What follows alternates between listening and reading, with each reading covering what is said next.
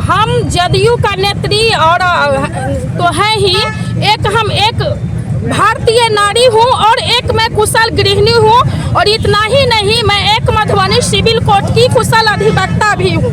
मेरा कहना है, जो कोई पढ़ाई लिखाई में जो कानून लाया गया है, समानता का कानून लाया गया है, यूजीसी एक्ट 2016 जो 13 जनवरी को जो ये प्रकाशित हुआ है, तो ये नहीं कहा गया है जो अपर कास्ट के लोग के लिए ये फायदा नहीं है।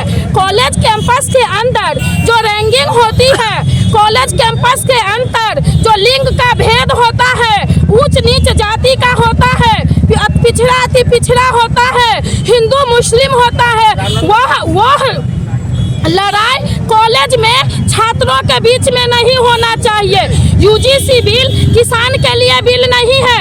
यूजीसी एक्ट कोई दहेज प्रथा का नियम नहीं है। यूजीसी बिल सिविल केसेस नहीं है। UGC bill school college university में समानता लाने का है। तो भैया मैं कहना चाहती हूँ, कोई आदमी अगर शीशे के महल में रहेंगे तो बगल में फूस के घर में आग लगेगी तो उसका शीशा का घर भस्म हो जाएगा।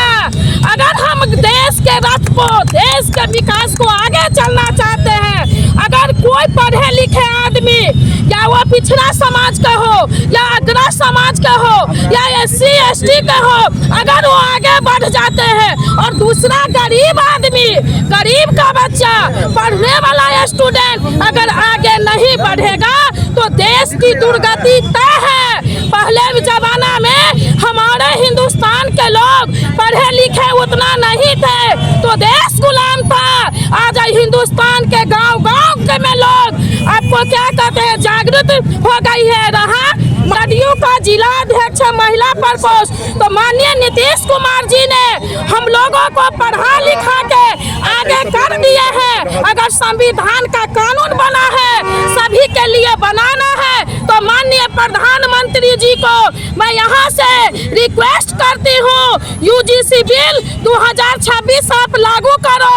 आपने EWS बिल लागू किया, आपने सवन आयोग का गठन किया, हम लोगों ने विरोध नहीं किया। जब हमारे गरीब बेटी, अति पिछड़ा की बेटी, SC ST की बेटी, OBC की बेटा बेटी को पढ़ने दीजिए। नौकरी में के लिए कंपटीशन होता है, अगर कंपटीशन में मेरा बच्चा पास करेगा तो आगे जाएगा, लेकिन रैंकिंग प्रथा को रोकिए। और यह यूजीसी एक्ट का मेन उद्देश्य है, रैंकिंग प्रथा का रोकना। इनकलाब जिंदाबाद। उसको लागू किया जाए। आपको मैं बता दूं, ये जो सरकार है, ये केंद्र सरकार, इसकी दोहरी नीति है। एक तरफ वो हम लोगों को झुंझुना दिखाती है और दूसरे तरफ वह चुपके से जो है सो हमारे ऊपर वार करती है।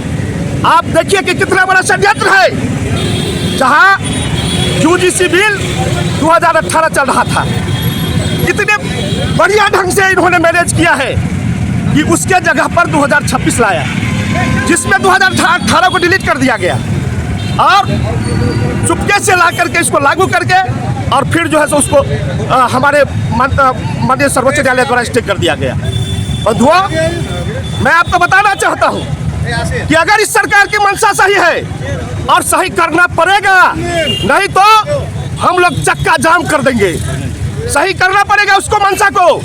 वह इस बिल को, सरकार की मंशा अगर सही है तो संसद में लावे, संसद से पास करे और संसद से पास करने के बाद संविधान के 9वीं अनुसूची में उसे रख दे, ताकि यह बिल जायज रहे। आप बताइए क्या मिला हमको? एक तरफ हमारे लोग कहते हैं जब और समय रहेगा तो कहेगा हम भाई भाई हैं, भाई भाई हैं, लेकिन जब एक छोटा सा अधिकार देने की बात हुई, जिसमें हमारी सुरक्षा की मात्र बात हुई, इक्विटी की बात हुई, और वहां आकर के ये लोग जो है जातिवाद कर रहे हैं और हम इस जातिवाद को चलने नहीं देंगे। अब हम OBC SC ST और बहुजन समाज के लोग जाग गए हैं और इस सरकार को इस बिल को लागू करना पड़ेगा। मेरा नाम शिवराज चौधरी।